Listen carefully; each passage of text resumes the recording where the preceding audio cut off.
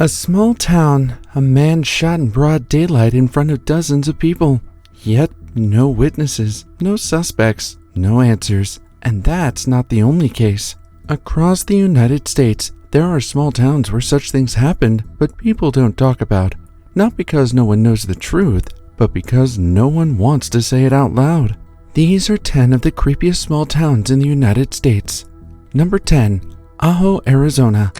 Ajo was built around copper mining in the early 1900s, but when it shut down in the 1980s, a large part of the system disappeared almost overnight. Unlike bigger cities that adapt, Ajo didn't fully recover.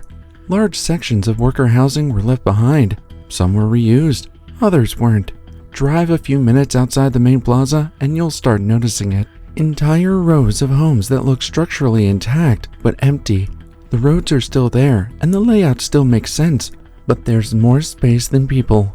Imagine driving through there at night, street after street, completely intact but with no lights in the windows. Ajo is often described as a place with an otherworldly atmosphere, where residents and visitors alike report feeling that they aren't alone.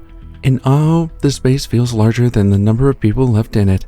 Then you reach Cairo and start noticing how much of it is still standing, even when nothing's happening inside. Number 9. Cairo, Illinois. Ghost Town or Cursed Town. Cairo sits at one of the most important river junctions in the United States. In the 1800s, it was expected to become a major transportation hub. For a while, it did. Then things changed. Economic decline, flooding issues, and long-term population loss reshaped the town. What's left today isn't just abandoned buildings, it's entire blocks of infrastructure that no longer serve a purpose. Multi-story structure with broken windows. You can clearly see what the town used to be, and how abruptly it stopped functioning that way. There's no clear boundary between active and inactive areas either. One street has traffic, the next one looks like it hasn't been used in years. Cairo feels like it stopped moving forward. Picher didn't get that chance. Something in the ground made sure of it. Number 8. Picher, Oklahoma. Picher's problem wasn't decline, it was contamination. For decades, mining operations pulled lead and zinc from the ground.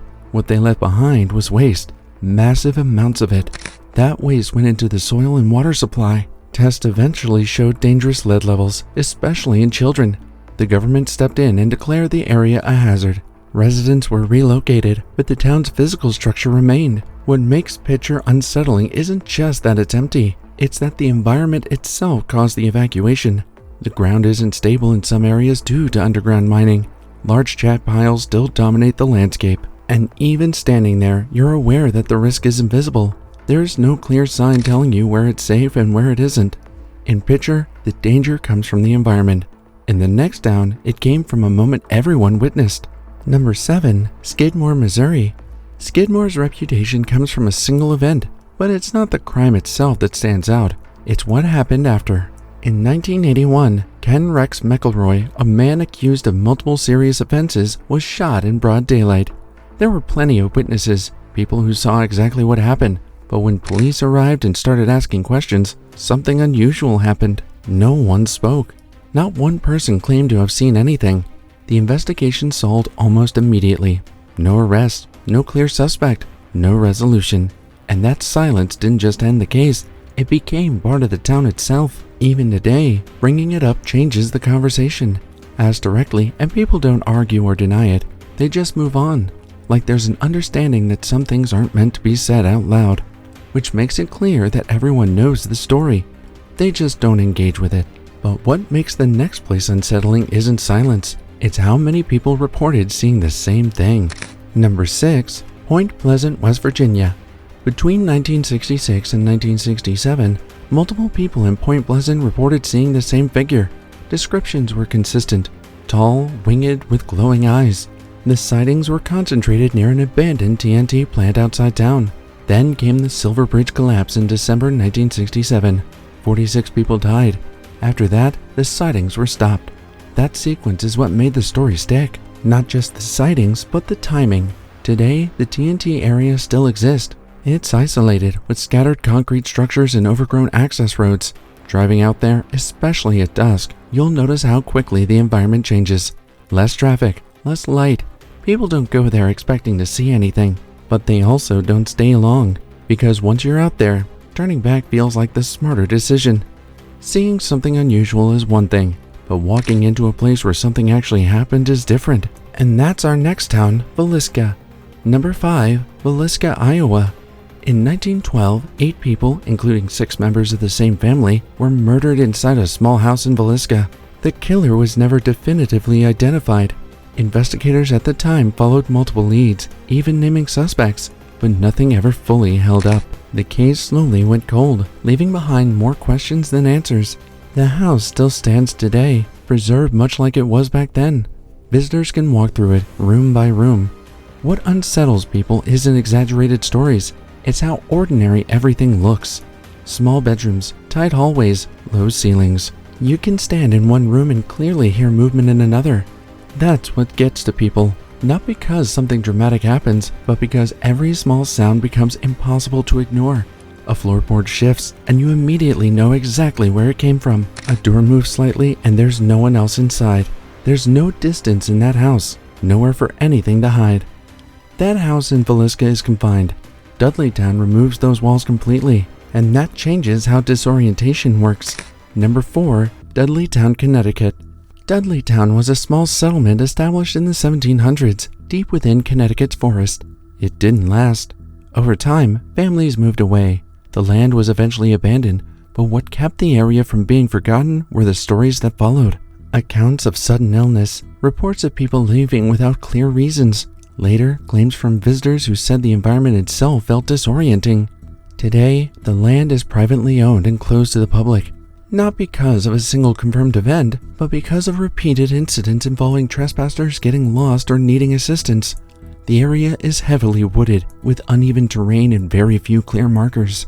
Once you're inside, everything starts to look the same, and without a clear path in or out, orientation becomes difficult much faster than expected. In Dudleytown, getting lost happens slowly. Helltown does it faster because the layout itself works against you. Number 3, Helltown, Ohio. Helltown isn't an official name. It comes from what happened after the area was abandoned. In the 1970s, the federal government bought large portions of Boston, Ohio, planning to turn it into a national park. Residents were forced to leave. Homes, buildings, even entire streets were left behind. But the project was never fully completed the way people expected. Some areas were developed, others were simply left. Over time, roads were blocked off, sections became restricted, and that's where the confusion started. Maps didn't always match what was actually accessible. Imagine driving through at night. No signs, no traffic, just stretches of road that don't behave the way you expect them to. At first, it feels like a wrong turn. Then you realize you're not sure how to fix it. People didn't describe seeing anything unusual. They described getting turned around, losing track of where they entered, and realizing too late that the way back wasn't obvious anymore. And if getting lost sounds manageable, the next place removes that sense of control completely, because the danger isn't around you, it's underneath you. Number 2, Centralia, Pennsylvania. Centralia's story is documented. In 1962, a fire started in the coal mines beneath the town. It spread through the underground tunnels and never stopped, cracking the roads and releasing toxic gases. The government eventually relocated most of the population. Today, only a handful of residents remain. Driving through Centralia doesn't feel like entering a town. It feels like passing through what's left of one. Roads that lead nowhere, open land where neighborhoods used to be, and in certain spots, the ground doesn't look right. In colder weather, you can sometimes see steam rising from cracks in the earth, a reminder that the fire is still burning below you. Most places on this list can be explained once you understand them. The last one is different, because even now, no one fully agrees on what actually happened. Number 1, Roswell, New Mexico. In July 1947, a local rancher discovered debris scattered across his land outside Roswell. Officials from a nearby military base were called in. Shortly after, a press release stated that the military had recovered a flying disc. Days later, that statement was withdrawn. The explanation changed, then changed again.